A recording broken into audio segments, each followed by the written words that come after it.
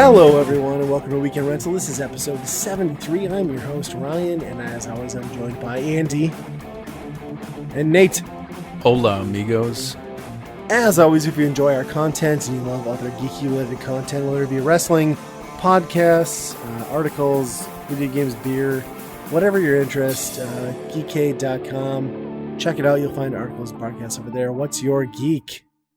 So let's kick this episode off. I think we'll head to the old topic list for the episode.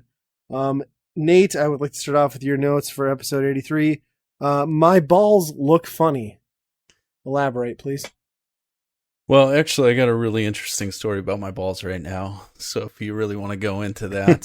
So, do you guys ever have the problem of peeing on your balls? Hey. Can I say that? No. Oh. Maybe. So the inside joke is that Nate never updates the notes for this podcast. Andy and I do. So while I was in there updating my notes, I took the liberty of adding Nate's. Hey, I appreciate it. I'm open to sharing yes. All the abnormalities of my lower region. You know, there's really no abnormalities when it comes to testicles. I've found they're just kind of, they're balls. They are what they are. Well, I mean, they stick to your leg. They get in your way. I mean, if you have the downstairs mix-up, though, then everything's not right. You don't want the beans above the Frank, that's what I'm saying. I agree. So we'll get into my first topic. What kind of intro is this?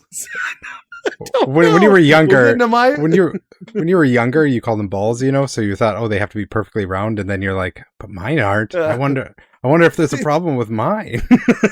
These are weird avocado-shaped creatures. What are they doing down there? It's not like you can be like, hey, can I check yours to see if yours are like that too? I always got really nervous that they weren't level. You could, but you get punched. Yeah. Like, shouldn't it be straight across instead of, one up, one down? No, there's always a power testicle, but nobody tells you that until you're much older. Interesting. Missed that in health class. Oof. Boy, did we. Anyway, real topics. It took 2 minutes before we jumped right into anatomy. My goodness. All right, Ryan, what's your topic?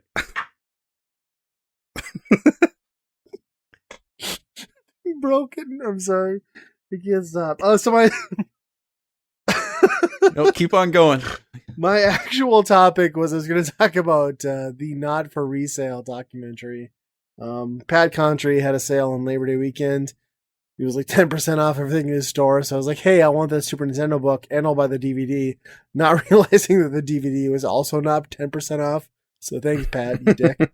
But anyway, I got his movie. He was an executive producer on this. And I have to say, whether or not you are a Pat Contry fan, you're a fan of his work, he keeps his input and his touch on this very minimal.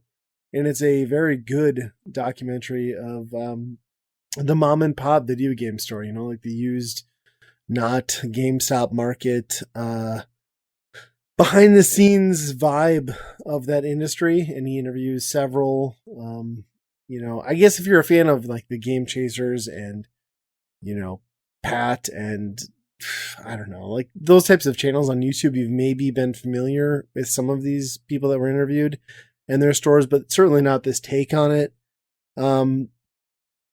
I would say it's a very good documentary. I don't know if I could justify the $25 purchase for the Blu-ray like I paid, but it's still like a very insightful grassroots look into that industry. And it's very interesting. I really enjoyed it. It was, Pat's got to, take here or there on things, but for the most part, they really let it be the story of these like game store owners and, what it's like for them to survive, what it's like to have inventory, their thoughts on, what's the upcoming Armageddon. In most cases, there were a couple of people who were like very delusional and they're like, nah, people are going to come back. Digital's bull crap. And I'm like, I think you might be eating your words, but yeah, I really liked it. It was very well done. It's a good movie. I'd recommend checking it out. It's very satisfying, very in the weeds sort of look at that. That's cool. Yeah, I've seen the trailer or whatever for it. Looked pretty good. Mm-hmm. Is it any game stores that we've been to? Probably not. No. Nothing that we've walked into yet. I'll say yet because we'll probably get there. Like Pink Gorilla is on my list. I want to get to those. So yeah, that's probably the most notable. There was one in Salem. There's a couple in New Jersey, but realistically, that's a hike for all of us. Yeah, that's true. And what is this featured on? It's on Amazon, I think. But they're also selling it just straight to DVD and Blu-ray, which is how I bought it. So yeah, it's good. I mean, it's better than most things in this genre. But you have to be a huge fan of, what we do. I think for the three of us, it's a good movie. I don't think, with our wives watching it would probably be a home run, but, it is what it is. Yeah. But I got a Super Nintendo book, and Nigel Mansell's Racing got a 4 out of 5 on the Super Nintendo. I mean, that's all you need to know, everybody. Just close that book. You go play Nigel Mansell's. Where's F-Zero on that? Great racer. You think it'd be... I didn't look. Nah, it was like a 2 probably. I didn't look. 1.5 maybe. It's garbage compared to Nigel. Nigel's the king. That's where you want to be. Yeah. The book is a lot of colored ink, though. Like I was cracking pages, it was just like, you could tell they really lacquered it on. But good book if you're a fan of the Super Nintendo one. There's a lot of, I would say the Super Nintendo one has a lot more like forwards and like additional like bits and pieces that have been added on that are really good. And maybe the NES one has gotten there, but I bought like such an early print run that it didn't have any of that. So. Do you think it's not regularly updated, right? Or is he updates it, like he prints them, sells out, and then he updates. Like I would say like it's on like a 9-month cycle where they update those books. Okay. They don't really change much other than like correction. Well, they have to put the new releases in there. Right. for the Super Nintendo, yeah, you're right. Yeah. Yeah. I saw the Console Wars, the book based on like Nintendo versus Sega. Yeah. That was sold to like movie rights to like Seth Rogen like many, many years ago. And then they find that they were going to make a movie about it. Never happened. And they just made it into a documentary. And apparently that's coming out pretty soon. But it's like on CBS All Access, so it's like, well, great job, guys. Yeah, nobody's gonna watch that. Remember when everybody gave a shit about Cobra Kai before it was on Netflix? Oh, wait, that didn't happen. Right. I like how Netflix brands that as like a Netflix original too. It's like not like it didn't exist elsewhere in the world for 2 years prior to it coming. Yeah, was the second season a YouTube thing too, or was it? It might have been. I just didn't care enough. Like, I'll be honest, I grew up, we all grew up in that time, and like I was aware of Karate Kid, and I was aware of the mythos, but like I just didn't ever really give that much of a shit about it. So when Cobra Kai came out a couple years back, I just didn't. It wasn't for me, and it still has not been something I want to check out. Yeah, but I don't know. I could be wrong. Yeah, I'm the same way. Like I like the first one, but I don't even think I've seen the other two. Definitely did not see the Jaden Smith one. Oh, you didn't? I did. It was a thing. It wasn't bad. His kid was in it. Yeah. Yeah. I mean, it was fine. Nate's falling off camera here. So maybe we should talk about where we just spent our last Saturday, I guess. We went to our St. Cloud, Minnesota for the St. Cloud swap meet where our friends Terry and Katie, they had the Mobile Game World hosted the St. Cloud video game swap meet at the VFW. We went. We didn't sell this time because none of us really had that much inventory. Well, I shouldn't say that. Andy always has inventory. He's sitting on stuff for days. But we just went casually to shop. And there were a lot of games there. A lot of people. A lot of people. So there. Many people. It was like COVID didn't exist. Yeah. And then we were trying to be sardines in a can and just spread the disease. I thought this was great to actually, I mean, for me, it was a little nerve-wracking, but it was also pretty exciting to finally be out and doing something that we really like doing, looking at games. And I don't enjoy doing that in a mask.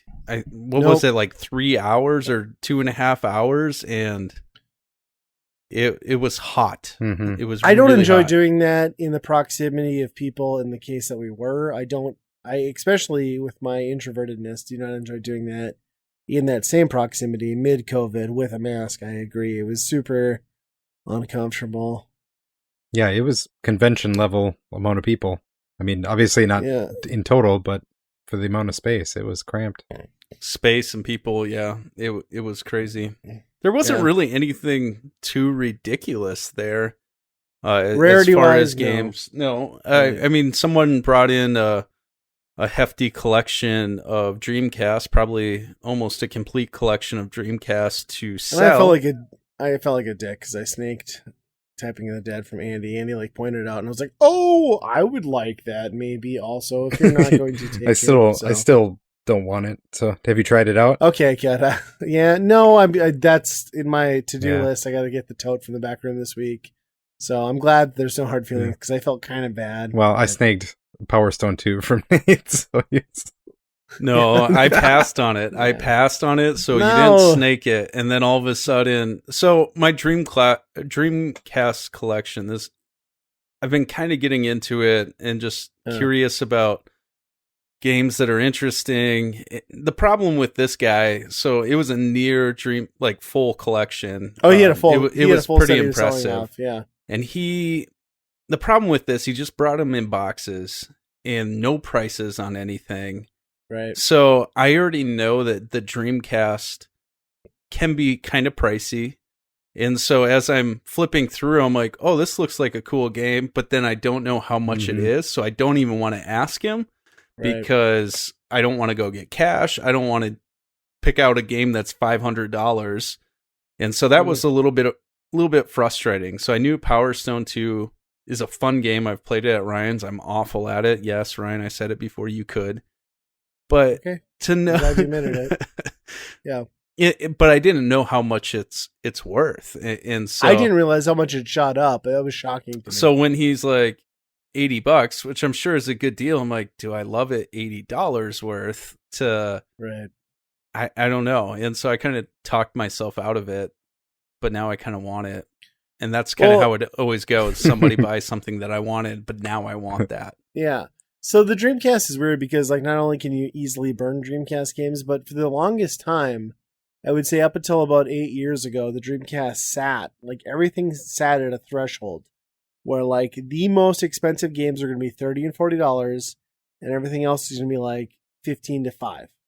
And that's where the Dreamcast sat. And it was this weird like stagnant pond. And then like, I guess you just blame it on like the retro market and YouTube and like shining the light on it. And then like that started to tick up. And like still you only have, the Dreamcast is strange because you only have maybe 5 to 6 games that reach that like 150 to 100 threshold, and there's still most of the games that don't even, there's a huge gap between 150, like almost nothing falls in there, you know? So it's this weird collector's market. And like I told you, Nate, like Power Stone 2 is a great game and it's worth every penny you pay for it, but it's only a great game if you have a reason to play it. You know what I mean? Like I got it cheap back in the day. Like it's only a $100 game if you have 2 to 3 other people to play that way. Because if you don't, it's not worth on your own. You know, like it's not worth the money. Yeah. So I think you did the right thing by turning it down. I think also Nate or Andy did the right thing by scooping it up because it is a good game, right? Yeah. But yeah, that was incredible, and like to see all those Dreamcast games, like it literally was the guy's whole collection. His buddy told me like he ran home to get more Dreamcast games because this guy had collected a full set. Had water damage in his basement, so a lot of these games had like manuals and like issues, like water damage.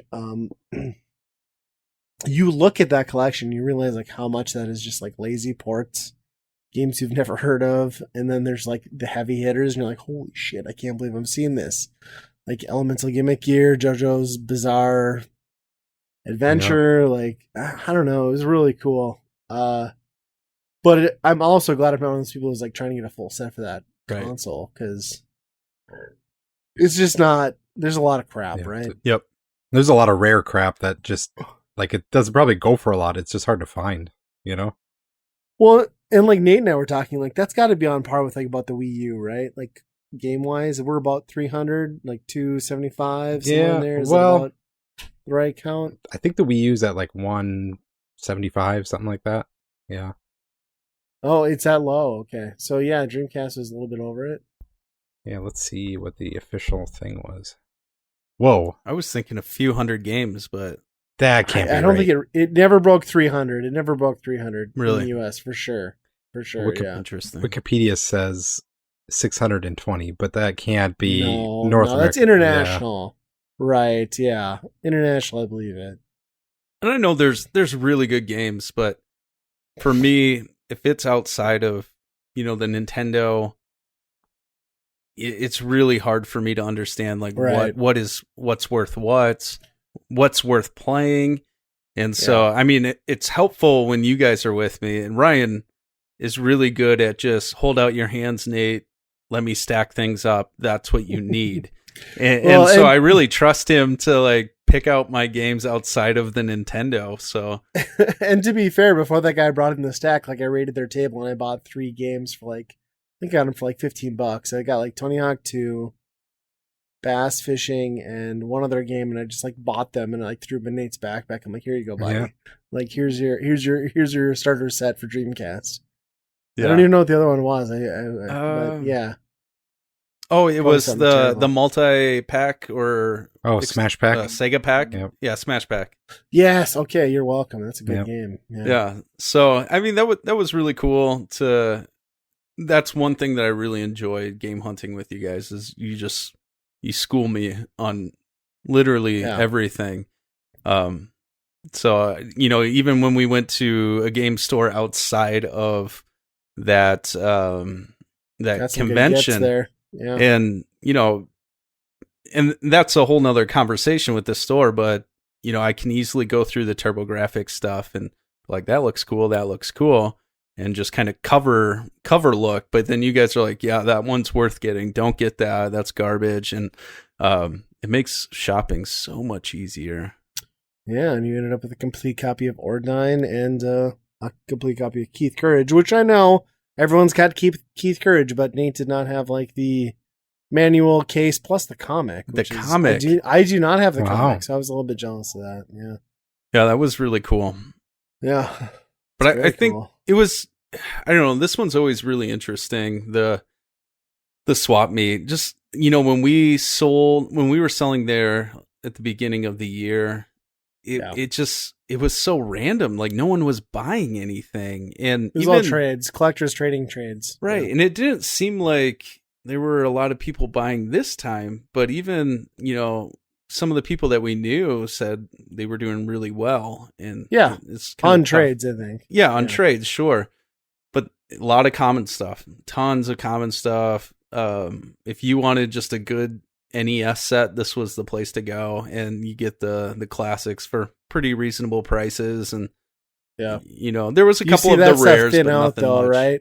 I mean, like NES was way down, right? I mean, from what we're used to, like to us, NES was like the holy grail. Everyone showed up with NES, and like, man, NES was like what 1/5 of what was there, not even 1/6. There was a table that had it on the floor. Alarming. Yeah. It's crazy. So, like, I mean, and big thanks to, like, Mobile Game World. You can find them on Facebook for anyone who's listening if you're in the upper Midwest area. They put that on. They're always good. They do good deals for us. They open this thing up to a whole bunch of people to trade. So we had a good time. I know Nate and I didn't have anything to really sell. Andy, you might have regretted, like, not setting up a table to, like, hawk some stuff. Maybe a little bit, but like you said, I don't want to be in there for 5-6 hours in a mask. That would have been too much. Right. Yeah. And so for entertainment purposes, I'm just going to throw the story out there. Nate got filled in on this. Andy did not hear. But so we went to that first store in Wade Park. And you're going for this, huh? I'm gonna throw out there because it's an entertaining story, and I have no shame. I got to brace myself so we looked at some video games, and then I was like, guys, before we go to the swap meet, I got a baby bladder, so I'm gonna go pee. So we go to the Stay Mart. Andy and I go. Andy goes in first. I'm like, I'm a gentleman. Andy, you go take a piss. I got to take a shit. I'm gonna destroy this thing. So you go do that. It's a single stall. I know it's a single stall because we've been here before. And Andy gets done. He walks out. I go in. I go take my shit. It's COVID. I'm paranoid normally. I'm a hoverer. I love this so much. I filled Nate in regretfully. And I was embarrassed to share with Andy, but he's going to hear it here. But correction, so you did come close to me and you're like, hey, don't tell anybody. I was very ashamed. And now you're just, let's tell the world what just It's entertaining. My wife was in tears when I told her the story. So anyway, I'm hovering over the toilet. And like any good man, you piss before you shit. So like I had my dick tucked between my balls. I'm peeing in the toilet. Then I go to take a shit. I shit. I'm hovering over the toilet, like 2-3 inches off this thing. Nothing out of the ordinary. And then I go to wipe. And I look down and I realize my pants are wet. my underwear are wet.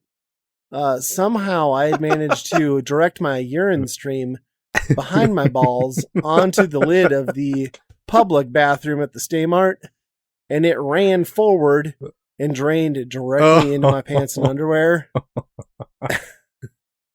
At noon on a long day of game hunting. This is the first stop, people.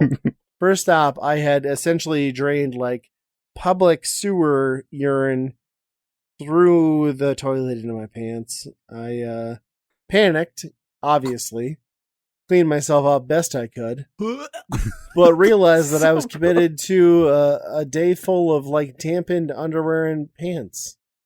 And sitting on my leather seats in my new car.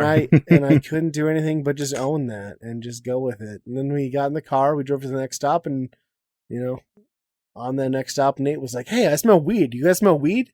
I don't smoke weed, but I guess weed smells like piss because he must have smelled it out. And, I'm an adult man who somehow managed to get piss in his pants despite peeing into a toilet, and it ran into my underwear, and that was fun. Oh my gosh.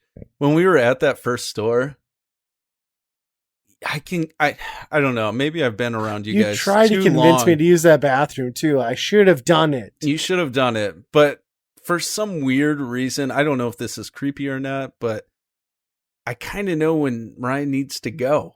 Like he paces around a lot. He kind of is doing the dance. And I'm like, dude, what's up? Are you feeling okay? And he's like, yeah, I got to go to the bathroom. And I was like, well, go use it. They have one. And he's like, no, I'm going to wait.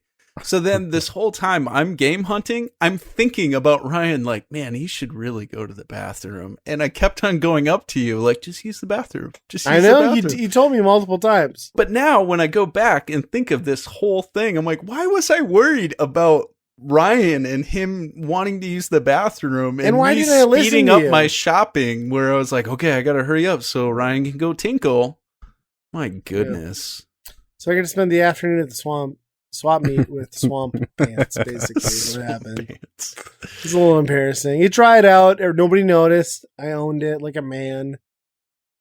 But I mean, most of the times, I would have guessed that you shit your pants when you're with us. So this is an improvement. It's fair, right? Yeah, generally I do have diarrhea and I fart a lot, and but still, it's not something you expect as human beings. Like, just use a restroom and like have it betray you and like funnel into your pants. Like, it's not a good situation. So, PSA for everyone out there: just careful where your stream goes. Mind the stream, I guess is what I'm saying. Support streamers. Yeah. Thank God Nate has leather seats because he could just fucking spray those things off.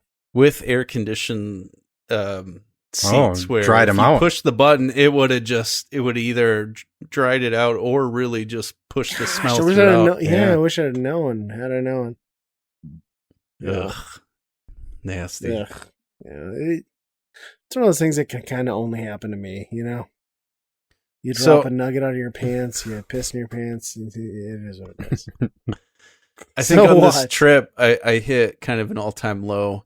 And and to you guys, it wasn't a big deal, but when we were cruising home and we went to Alexandria to Target, we were doing some shopping, grabbing some coffee, trying to hit some clearance.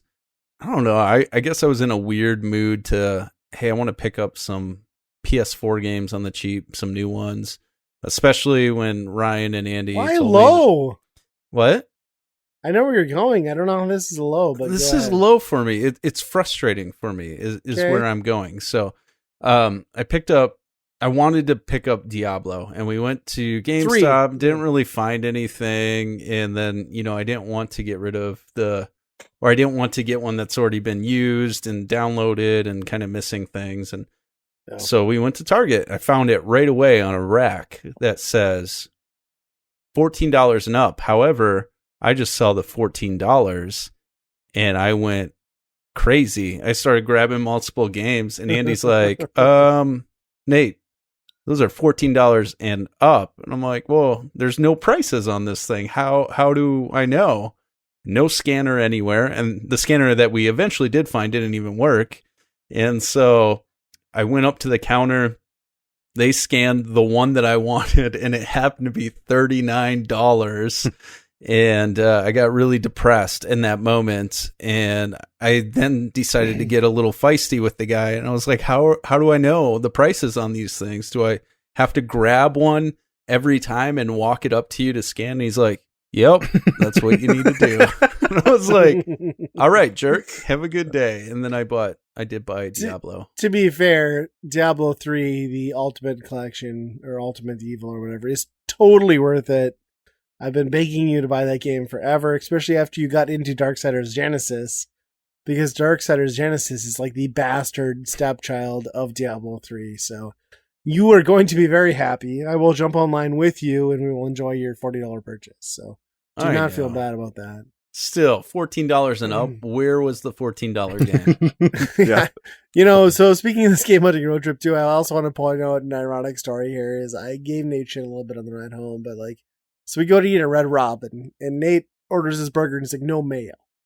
I'm like, whatever, didn't think anything of it. The burgers come out, he has mayo on his, and he's like freaking out. So he tells us this sob story about how, for a week, they went to a babysitter where they gave him bologna and mayo sandwiches, where he just had too much mayo, and he had to eat it all, and just scarred him for life. And then he's like, at the end of the story, he's like, oh, and by the way, on the last day, my brother got tied to a tree off in the woods. Nobody knew where he was at for the whole day. And I'm like, how are you the victim? you don't like mayo. Your brother's lucky to be alive. Yeah. But Nate's like, no, I'm the victim in this Your brother can't go by trees anymore. Yeah, the kid's scared when he drives through a forest, but national forests are not on his list to go take a look. I was the victim. Nate looks at mayonnaise. He's like, fuck this. And you don't send your food back. That's rule number 1. You just gotta not in COVID time. Yeah, sure. You just gotta sit back and enjoy it. And I did not enjoy my Red Robin. It was not yum. I'm sorry. At least they didn't tie you to a tree, I guess, is the moral. How about bologna? Can you eat bologna? No, that's nasty. Oh, okay. It's the whole thing then. No, it is. Do you still play with a mute whistle? Absolutely. All right. I think that whole Red Robin situation cracks me up. So this was the first restaurant that I have been in since, COVID really began. And so this experience was already giving me a little anxiety. And we walk in, it's pretty much empty, to be expected. The lady asked for a phone number, which was odd. And then Ryan's like, yeah, it's so they can just call us if someone has COVID. And I was like, all right, I'm panicking a little bit. I'm freaking out. And then all of a sudden, we want to sit in the bar. Sounds good. We walk in. She points us to a table right next to other people. And there's no one else in that whole bar. And I was like, oh, this is how we're doing this. I understand. So, and then mayo on top of that sucked. Bad experience. Yep. Maybe you were getting hit on and you just didn't even know it with a phone number. Yeah, right. Oh, me? Yeah. Yeah, no, that's Yeah, my neck beard and my mask were not making that happen, but thank you. If you were a younger man, a single younger man in that position, yeah, I'm going to need your phone number. And, like, hey, what's yours too? Yeah. I'm not a pedophile, I swear. Yeah. It's for COVID. Right. Yes, I was at a swap meet. It was consensual. So I did. Oh, go ahead. I was just gonna say when we went to GameStop and I picked up Tony Hawk. Oh my gosh! And the rare game. The guy, yeah, he is a model GameStop employee, I would say. Yep. The guy before us, he did all the questions, got him to bite, and tried to do it with me by saying that Tony Hawk is an incredibly rare game. It's hard to find, so I should get the warranty for a PS4 disc. And man, that was one of the most cringy ones that I've heard in a GameStop, I think. Yeah. This new release is very limited. I mean, this dude killed it from right before you, because the guy bought an Elite controller for $120 or $140. $180. He sold him a $50 extended warranty. Yeah, extended warranty. And then the guy, it came out to like $200 some dollars. And then he was like, do you want to pre-order anything? The guy was sitting and thinking about it. I was like, stop, man, please stop. And he walks out. And then I think Ryan and I were in that PlayStation section, and the guy was like, it's a hard one to find. Really hard one to find. And I was like, which one is he buying? Tony Hawk 1 and 2 that just came out. And I'm like, what? Well, and he told you the same thing for the Diablo. He's like, oh, you don't want the Reaper of Souls? You want the Ultimate Edition? Impossible. You can't get it. Only online. Like, all we had to do was drive 40 feet to Target. And they had it. Yeah. You want the Necromancer? And I've never played this game, so I have no idea. It sounds like he's soliciting me. You want that Necromancer? Like, yeah, I do, sir. And then I was like, yeah, I want that Necromancer. What do you got? And the guy's like, you can't have it. Only digital. You should just buy it digitally. Oh yeah, and that was the other thing. He was he was saying he was trying to get people, the guy, to pre-order games. And he's like, I do mostly digital. He's like, oh yeah, well you can come in and pre-order digitally too. Digital games. You can walk into a GameStop store and pre-order a digital game. That model it just is dead. Speaking of pre-orders, so I got that. I got my 2 copies of Super Mario 3D All-Stars in. They showed up day of release, amazingly, through Best Buy. Kept one. I'm just gonna sit on it for now. My son's played the other one, but like, yeah, I might buy the other one. 100% as lazy of a conversion as you'd expect. It's bare bones, no history, no story, no fucks given. There's soundtracks for all 3 games. I don't know how you call that a celebration of anything, Nintendo. It's bullshit. It's bullshit that Mario Galaxy 2 is not in there.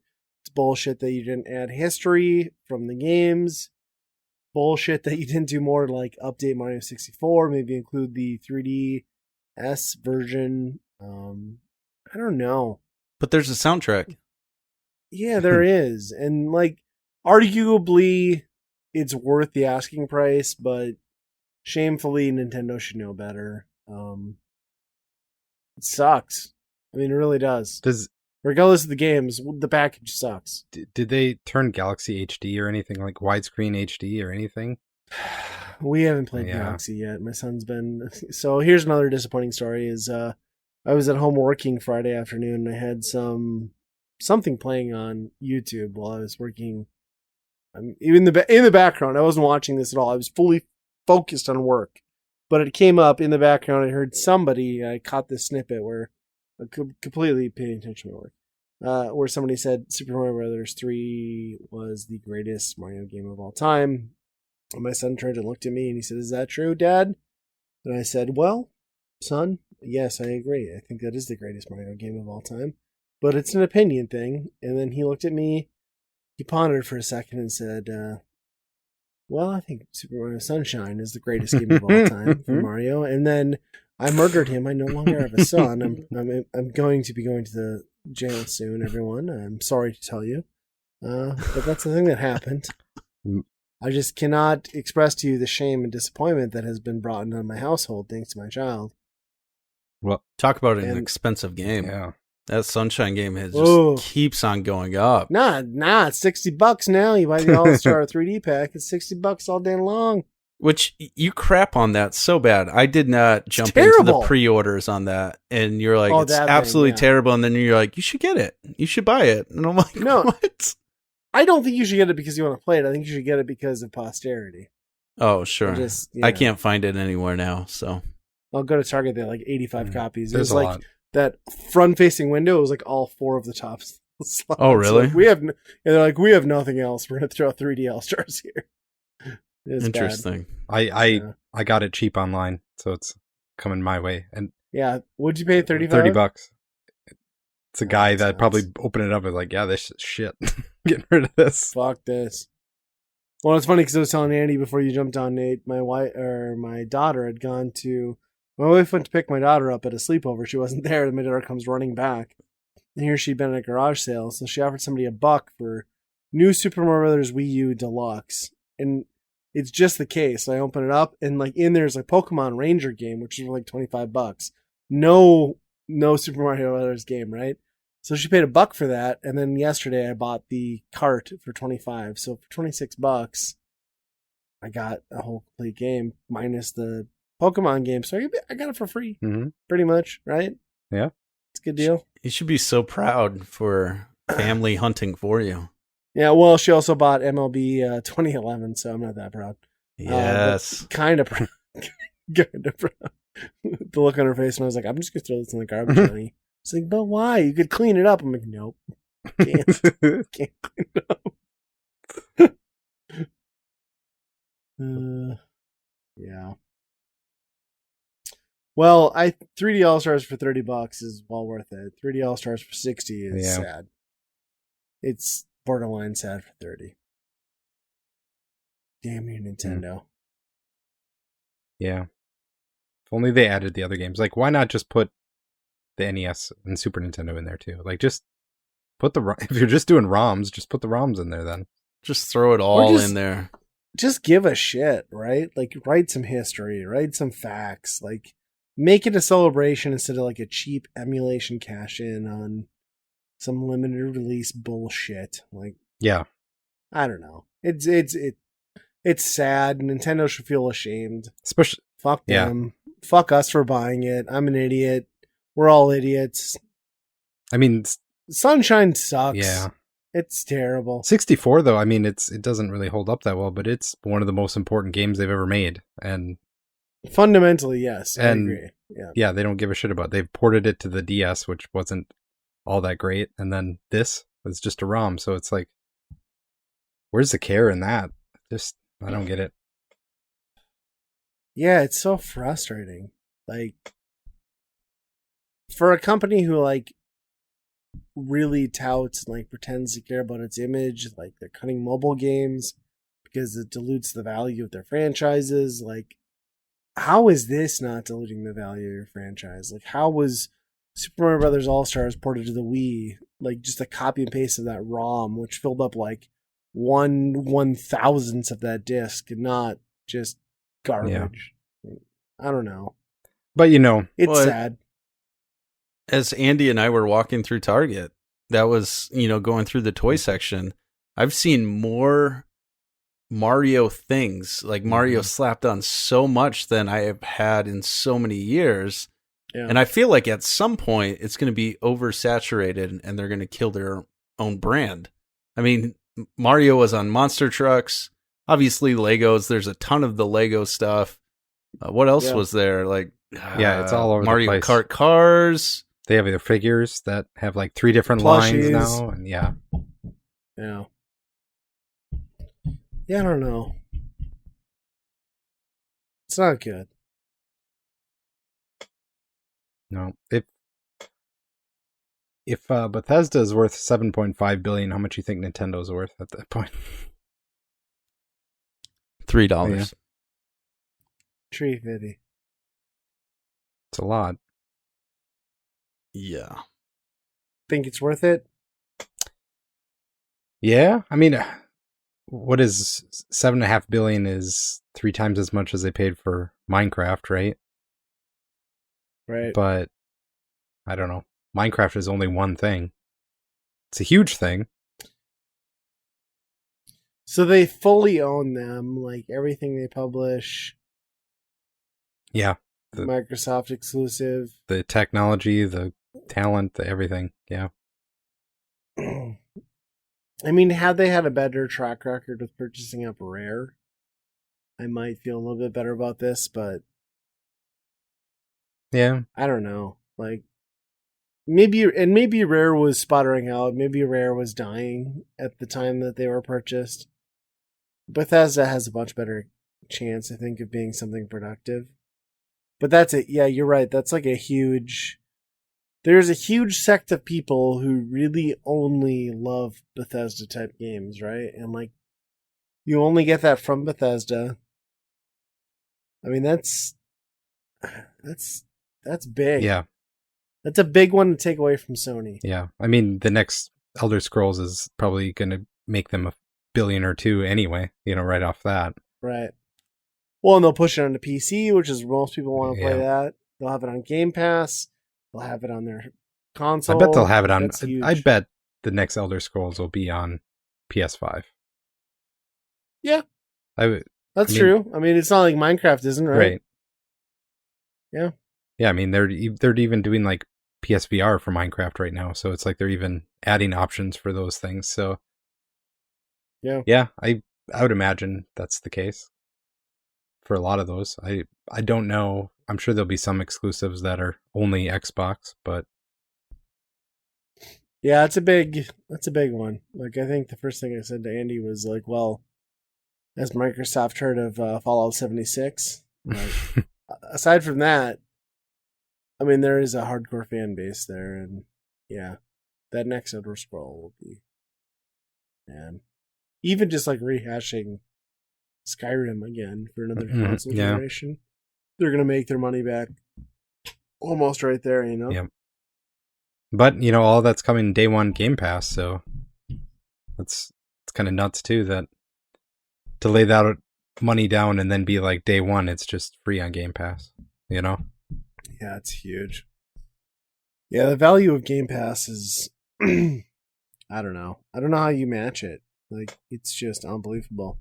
Yeah, the PlayStation is like trying to compete with Game Pass. That thing, it just looks pathetic to me. But well, hey, let's be honest here. Like, so since that's a good segue. Like, since we've talked last time on the podcast, I think we talked on our most recent upload. It just happened to be weird timing, like we were talking about pricing of Xbox, even though when we uploaded, we knew we'd recorded prior, but PlayStation has been announced as like the hardware prices are out. PlayStation 5, the disc drive console is $500. The disc-less no optical drive version is $400.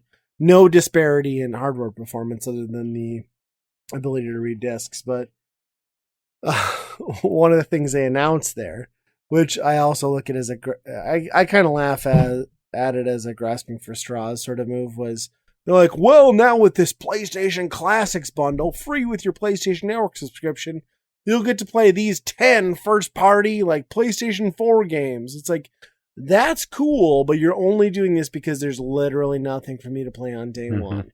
And you're touting that I can play these 10 previous generation games for PlayStation 4 on day one because you have nothing for me.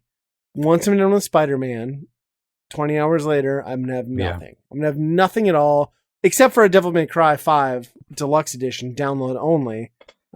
Demon Souls. Thanks. That's a big one. I mean, not for me. Not for me, but no. But again, another decade-old game. Well, that collection thing is like anybody who is a Sony fan is like all about getting the next thing. Have played at least half of those first-party games. Like, but yeah. So, but why wasn't it more substantial?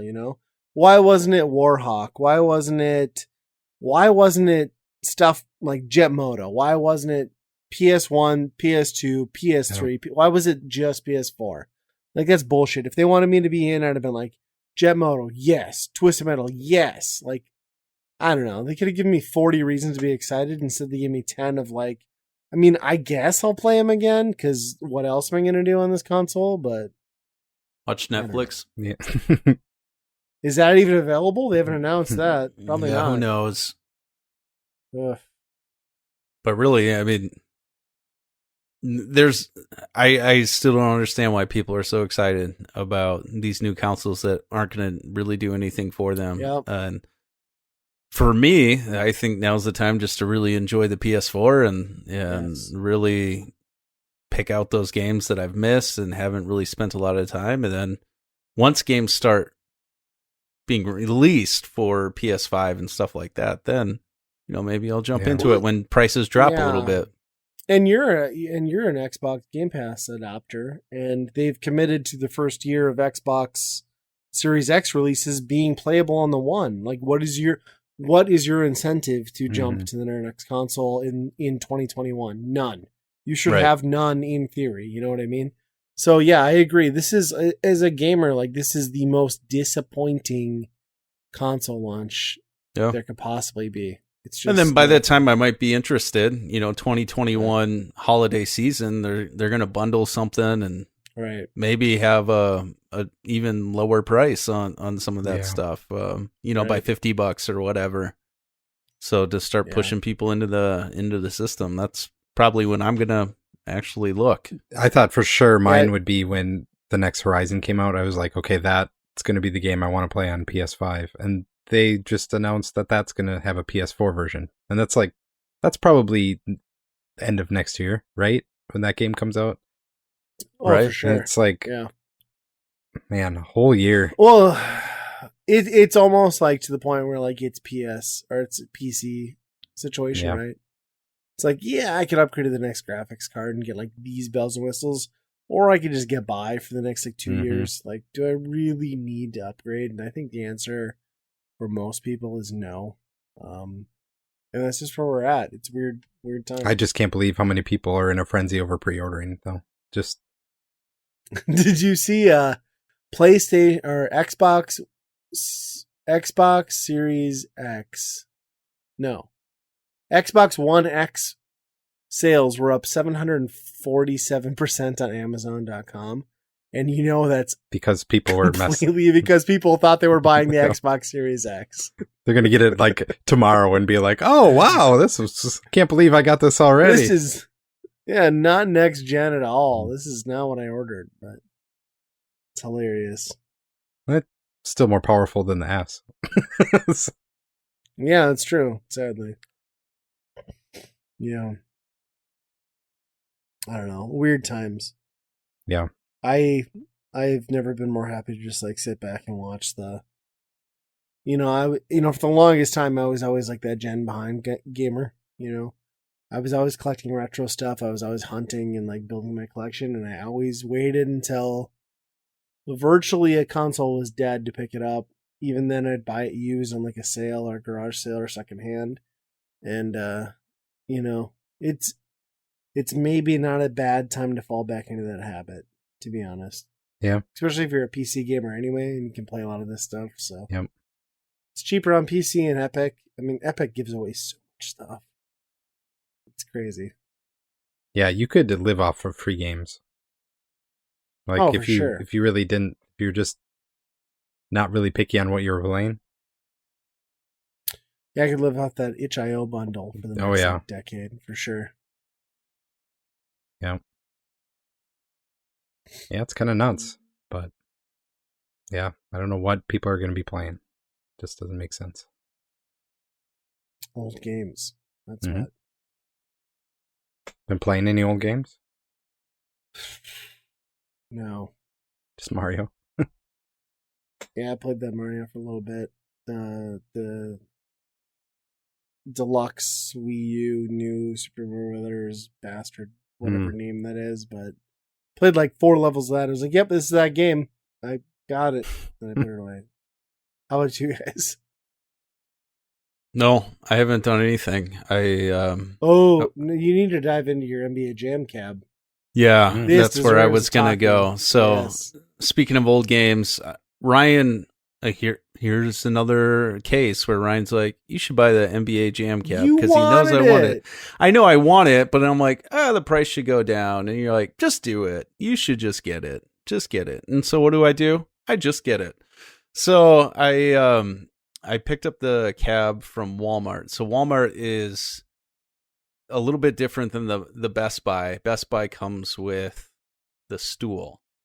And so I can't find one without, and I don't really need one of those stools just laying around the house. And so I picked it up at Walmart, and actually, it's not that far, maybe like a mile from my house or a couple miles from my house. It's like 3 blocks, dude. I'm not that close to Walmart. Please. Ghetto. Yeah, right. No, I have to drive by a Starbucks to get there. So there's no Starbucks. What are you talking about? Oh, yeah, there is in the Panda Express. It's a high-class neighborhood. Yeah. Everyone settle down. This is a nice Walmart where everybody wished they could go. They wash your rims as you pull in. Right. I give that guy $1 every day. Anyways, just to help so excited to get this NBA Jam cab. It was, I don't know. I think the Wi-Fi capabilities is something that might be interesting to mess around with maybe for a little bit, but just kind of a cool looking cab. And I bought it, picked it up, sat in the box for a while, a few days, just because I haven't had a lot of time to put it together. Ryan was bugging me and pressuring me, hurry up so I can come over and play it. Yeah, that's and so then I finally was like, okay, now's the time. Open it up. It's damaged. So the screen was cracked, and then the top board, where the controls are, where the joysticks and stuff, that top board had, I don't know, it looked like it was, I don't know, dented and pushed and kind of cracked as well on the top. Sure. So then my disappointment grew, and I was like, okay, well, I guess I got to pack this thing back in a box. And you can imagine how well that went, because that thing is heavy. You rip the box open just trying to get that thing out. And so I try to pack it back as normal, take it back to Walmart, get to Walmart. The guy has to unpack it to see what I'm talking about. No. Right. And I'm like, this is such a mess. And then we finally get to the end, and he's like, well, unfortunately, we don't have one to replace. So we could refund your money, or we could order one. And I'm like, well, I kind of want it now because I've waited. So just refund my money, and I'll go to the other Walmart in the nicer neighborhood. So you live in the nice neighborhood of Walmart's. Just warning you now. So I went up to the other Walmart, sold out, no cab. Yeah. And then I faced Best Buy. Like, I'm going to go in Best Buy, and I guess I'm going to buy the one with the stool that I don't want. But my wife talked me out of it. She's like, you don't need the stool. You don't need but it. they have lights. The cab has lights. So, I looked at it today. Why didn't you buy it? I was like, damn it, I want it. I just passed. But now that Ryan wants it, I'll pick it up tomorrow. Son of a bitch. Well, I'm gonna go buy it if you don't, because I it's one I want in my collection eventually anyway. Do they have one or two or one or? I think they had 2 in stock. They also had like the Mario Lego starter set, which I almost bought, and I was like, no, this is dumb. It's $60. Nobody's gonna use it. I'm not gonna do it. Yeah. Don't do it. So, I mean, it's so disappointing, man. I'm so replacing a one-up cab is not easy. Mm-hmm. I mean, you already have the hill of, I got to put this thing together, and it takes a little bit of time, and it just was frustrating pulling things out of the box and broken. The box looked fine. The box looked perfectly fine, but it could have just taken a little crush somewhere. And, are you sure it wasn't you trying to get 10% off?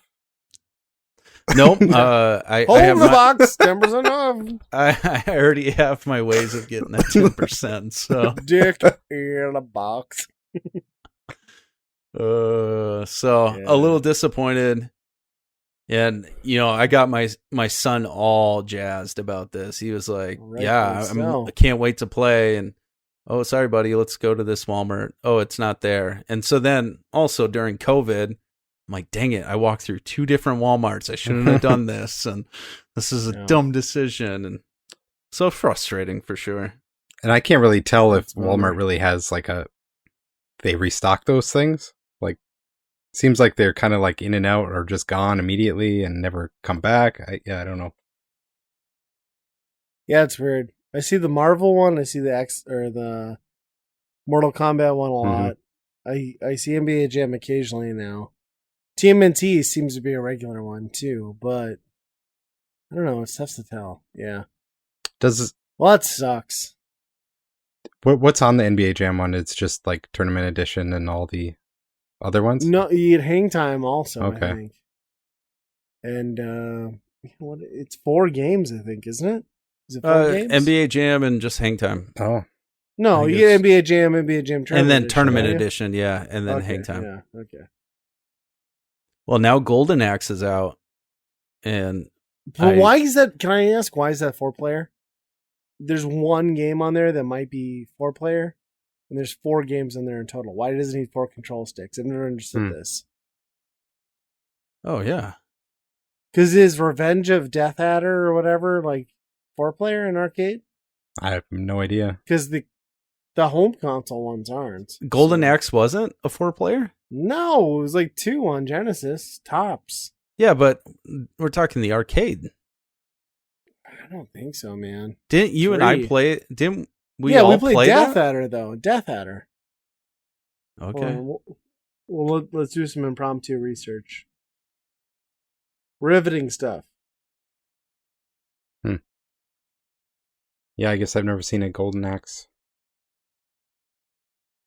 4-player arcade anyway. I've been corrected. I'm so sorry. So I'm on their website. I accept cookies. Their website, Give me all the cookies. I accept cookies. 5 awesome games. I accept their website and cookies. All cookies are accepted. So Revenge of Death Adder, Shinobi, Ultra. Oh, there was 4-player Golden Axe. Was there really? Oh no, that's Death Adder. Yeah. Yeah. Okay. So I think there's even there's the Wrestle War. So maybe that's also 4-player, but that means you're cramming 4 arcade sticks on there for like one game that uses it. That's kind of a ripoff. Like, fuck that. That's like that Rampage one that I bought that has 3 players that are like so tight that you can't ever use it. And even though there's a 4-player game on there called Gauntlet, which is amazing, I can only play 2 players with it. You give me 3 controllers. Why? Bullshit. 1943 is a good game. It is a good game. We played that. Yeah, that's right. That. We had the retro game meetup, and we got done, and I was like, "Hey, Andy, I know it's midnight, but you want to come hang out with me in my garage?" Wink, wink. And I said, absolutely. Nothing sexual. I was disappointed when nothing sexual happened, but he was. He cried a little. But we played 1943 or 44 or whatever. We played the whole game. It's good. It's a good shooter. It's a good shooter. I'll tell you. Especially on a $50 arcade cabinet. So, yeah. I'm still waiting. It's going to happen to me sometime, but I just love the short levels in that. Like, I like the idea of a shooter where like the levels are like 1 minute to like 1:30 long, and then it's just a boss battle. Like it's very cool. Yep. And they give you like 20 or 15 levels, which is insane. Yeah, for arcade, yeah. So good. Yeah. It was good. I didn't mind that at all. Yeah. Is they have Golden Tee out, right? Yeah, It's been on for a while. I think it's $2.99 still. Huh. Seems like it should be cheaper. Yeah, that one should drop. I'd pick that up for $50. Yeah. Buckmasters, when does that come out? Or Buck Hunter? Not Buckmasters. I feel like that one should be out soon. Or maybe out. Who knows with the COVID delays. I wonder, does that cost more then because of the tracking or whatever? I thought it was going to retail at $3.99. Okay. Maybe I'm crazy, but I really want that pinball line to come out, to be honest. Like, that's kind of what I've been waiting to see. Like, is it a good enough approximation for me to, like, just buy 1 or 2 of those and, like, not fulfill my dream of owning like a golden age pinball table. Because honestly, I don't know that I can justify the space. And I don't want to be fixing one constantly, you know? I could just have my daughter like hit a bell with a hammer like every once in a while. Just, like, give me that feel. Yeah. Do you think you would play it a lot?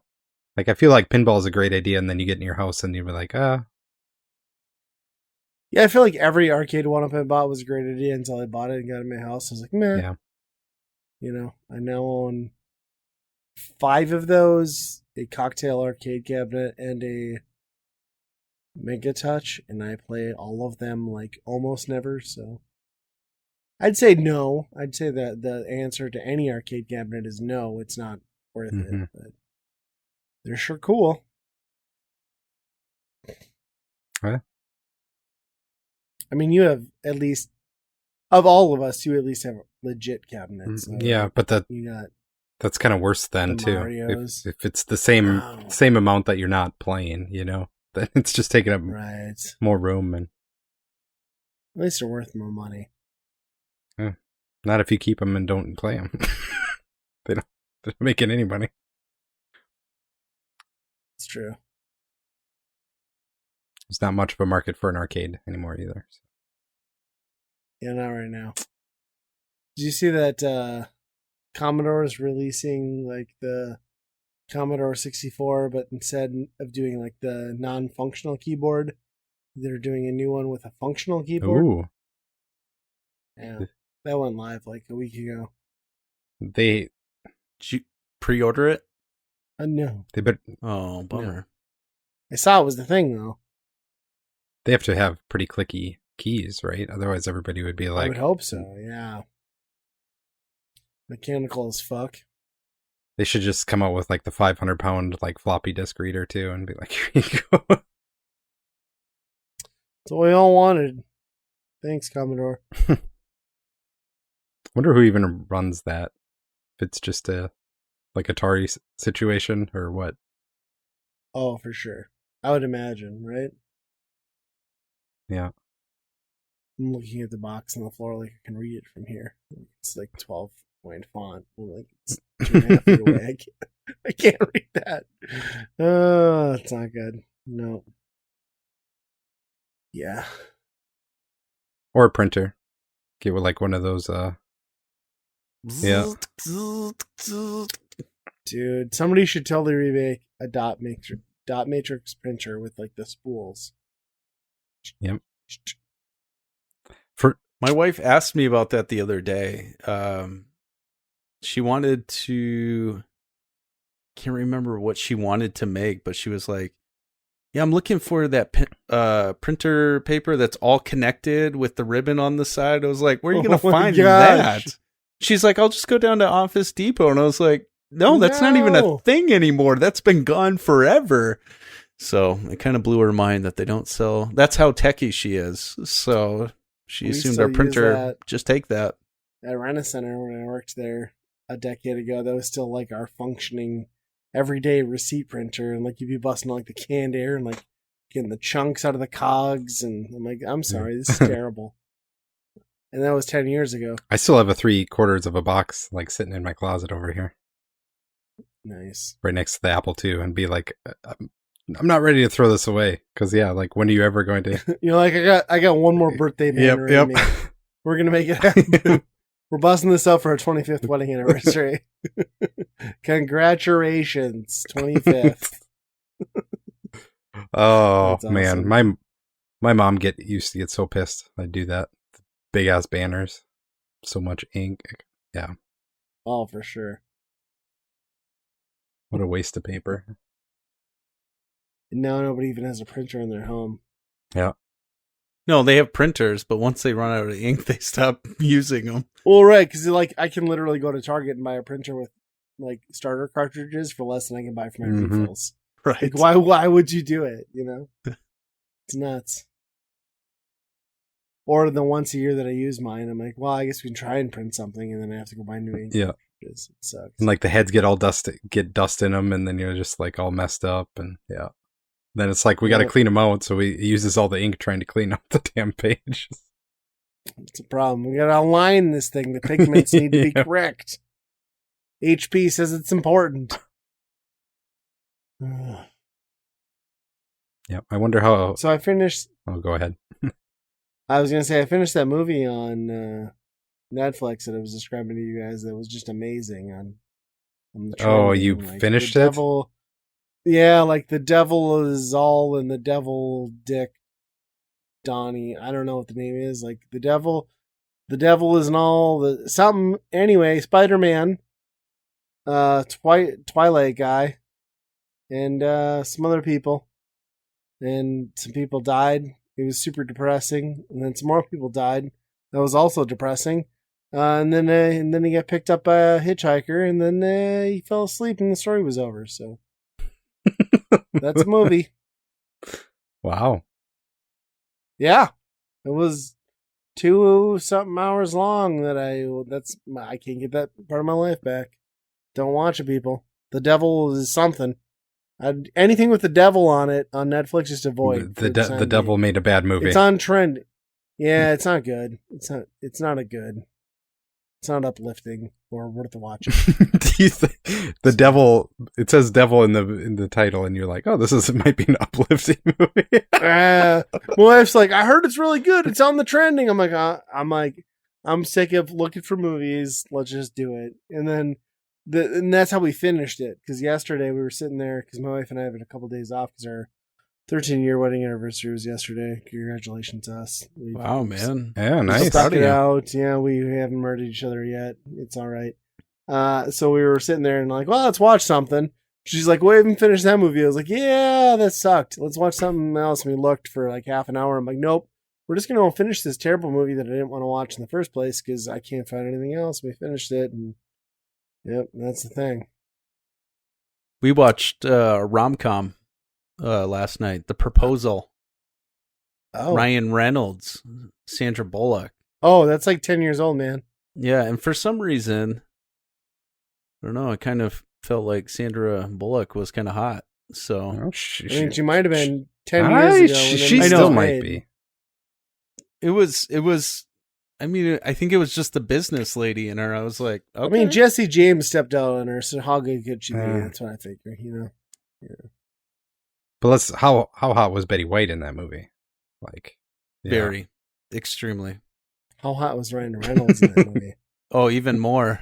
Yeah. It's understandable. He's a panty dropper. I think I went to that one in the theater. Or a boxer dropper. I watched that at some point. I don't remember when, but yes. I came home from the I think it was the swap meet. Mm-hmm.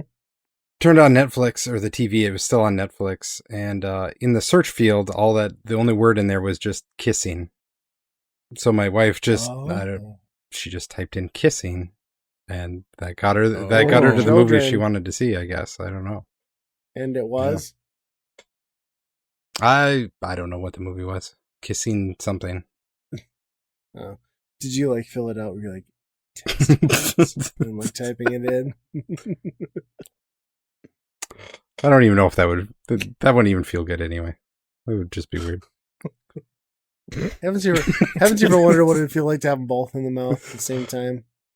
I mean, just I know I've made my wife angry a few too many times to trust that. Yeah. Oh, yeah. I think the trailers though on Netflix, we've gotten like in fights about that, like where it's just like sit down, try and pick something, but we'll spend an hour just watching the little clip that they show for each thing, and then my wife's like, "Okay, I've seen it now," and I'm like, "No, I want to see that now." And it's just like, yeah, it's a jumping off point between us,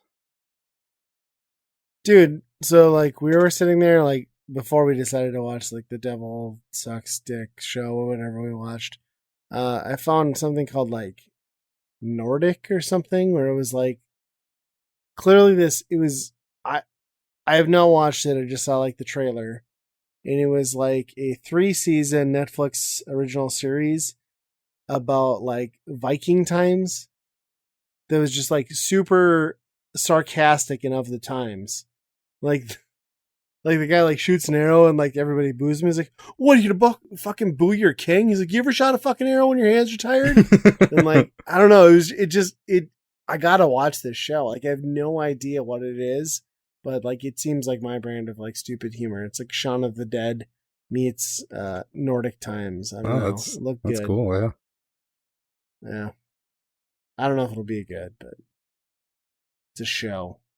That's that's the addicting part. Like, that's where I feel like Netflix sucks you in these days, because like you don't even have to click like watch trailer. You just like hover on it now, and it starts showing you. And the next thing I know, I watched 10 trailers for like 10 things I do not want to watch, but because it was playing it, I'm like, well, I'll sit here. It's a minute and a half, 3. It's the worst. The worst. Yep, that's true. Amazon right now is so weird because they constantly put ads for their own shows in front of the stuff that you're watching. So you finally pick something to watch, and then they just throw an ad in like, "Hey, what about this show that we make? Would you want to watch that?" It's like, I don't get it. Can I pay for Amazon Prime, please, so I can watch this? Yeah. Yeah. Nate's like, "What's an Amazon?" I don't know what that is. Sounds cool though. Yeah. I bet.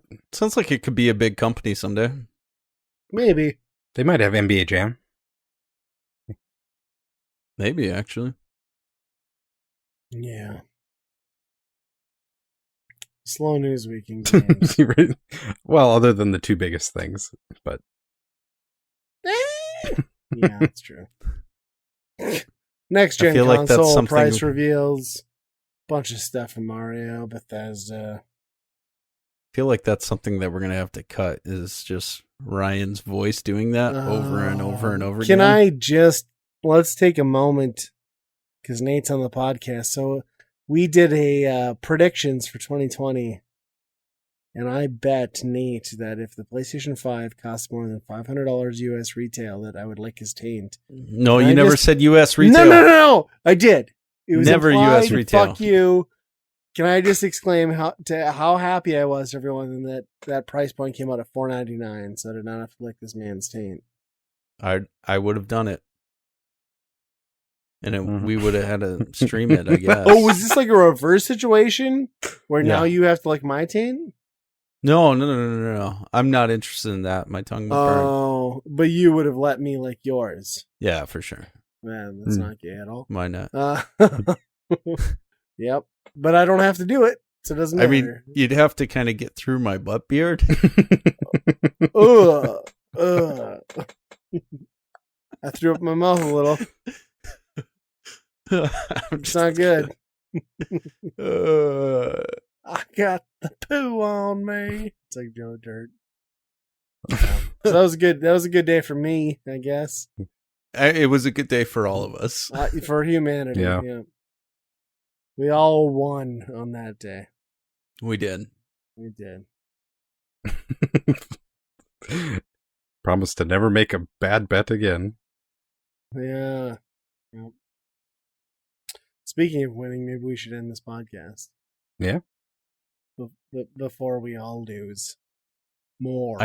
I got you. Okay. Hey, do we have any emails to read? 10, but I don't have time for them right now. Okay. All right. Sounds good. Well, keep on sending those emails. They're not going to spam. We will read them. And probably maybe next episode, we'll read your emails. Yeah. To you Thanks guys. for the copyright strike, by the way, too. Appreciate that. What's that? I said, I also appreciate the copyright strike. Thank you very much. Oh, yeah. Also that, whoever you are out there, we're coming after you. Have a great day. Slow, painful death. But send those emails to us. Send those emails so that we can read all of them next episode. You can send those at weekendrentalpodcast@gmail.com. Make sure you're following us on all of our social media, Twitter, YouTube, Facebook, all of those places. And you can find all things Weekend Rental at weekendpodcast.com. And as always, friends, be kind and rewind. I peed my pants. Butt beard. Bananas.